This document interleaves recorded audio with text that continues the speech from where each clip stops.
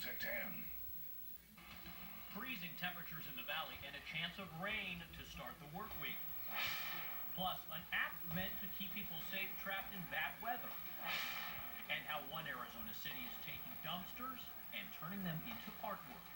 12 News at 10 starts right now. Thanks for joining us for 12 News at 10. I'm Joe Dana. It is another cold night. A whole lot for you this full hour. Thanks for choosing us. I'm Kim Tobin.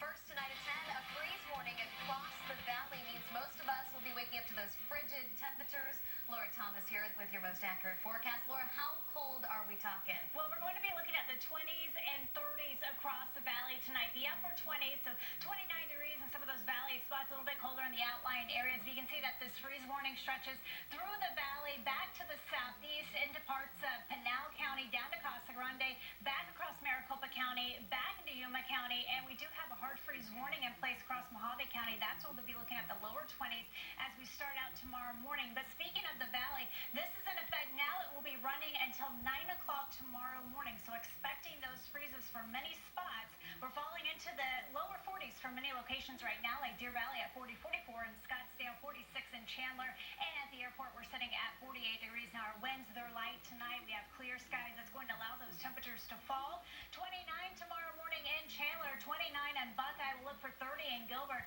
Phoenix Sky Harbor will hit 34 as well. And then coming up in just a couple of minutes, we're going to talk about how long these freezes are going to be sticking around. Now, going to be a nice day as we get into Monday. Sunny skies, highs right around 60 tomorrow. Stick around for your forecast. Another storm system headed in. More freezes for the valley. All of that in minutes. All right, Laura, thank you. A traffic alert right now through a motorcycle crash in Peoria.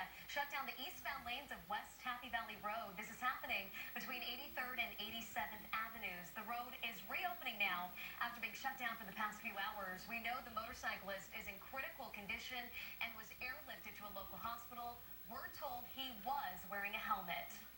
All in tonight, a manhunt underway for a suspected killer. The FBI now offering a $5,000 reward to help solve the Christmas Day murder of a retired police officer at the Wild Horse Pass Casino.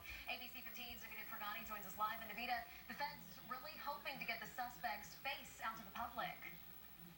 Yeah, Kim, they're really pushing to get his bug out there on social media, hoping tips from the public will come in to help get this guy off the streets, but they are definitely warning people not to approach 47-year-old John Campos Sr. because he may be armed and dangerous. Campos is wanted for the carjacking and murder of a retired Bakersfield police officer, Frank Pasqua. I did some digging into Campos' history, and I have learned that he just got out of prison in Arizona last year after serving nearly 20 years behind bars. His record on the Department of Corrections website shows that he got out 2 years early.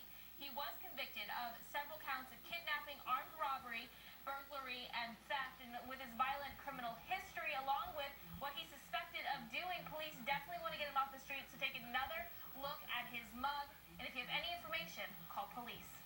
All right, Navita, thank you. All new tonight, we are getting the first look at the man shot and killed by a Phoenix police officer this weekend. And learning more about him, he was 41-year-old Lonnie Neeson. His family says he was apparently impaired at the time of that shooting.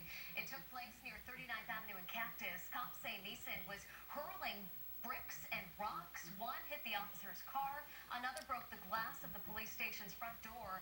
Another rock or brick bounced off a tree and hit an officer in the hand. That officer then fired one shot at Neeson, who died at the hospital. Neeson's family told police he had stolen a gun and a bottle of alcohol the day before. They say he was apparently impaired yesterday morning and left making suicidal statements. Detectives continue to investigate this incident. A heartbroken Valley family needs your help tonight to catch a murderer who's been on the run for more than 3 months now. 31-year-old Richard Danny Wren was gunned down in front of his North Phoenix apartment in early September. He was murdered right in front of his pregnant girlfriend. She says that Wren got into an argument with a neighbor. This man, 30-year-old Anthony Marks. Marks left but returned shortly after with a gun and shot Wren to death. He has a baby that was just born November 30th. She's going to grow up without her dad. She had a very loving girlfriend and a lot of family. Tonight, the family held a vigil to help bring awareness to this case. You'll hear from Wren's girlfriend, who's now raising her baby alone, coming up at 10:30. rescued from a ledge near Usery Pass in Mesa. MCSO brought both of them down one at a time. We're told neither were injured after they somehow managed to get stuck up on that cliff. An Arizona woman has admitted to causing a crash that killed 3 men in western North Dakota. This all happened back in July near the town of Williston.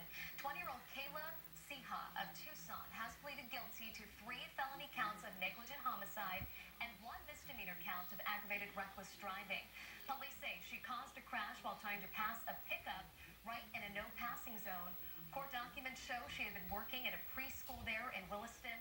Her sentencing has been set for March 30th. Tonight, the cause of a small plane crash in southern Arizona is now under investigation. We know 4 people are recovering tonight after that plane crashed while taking off from the Nogales International Airport.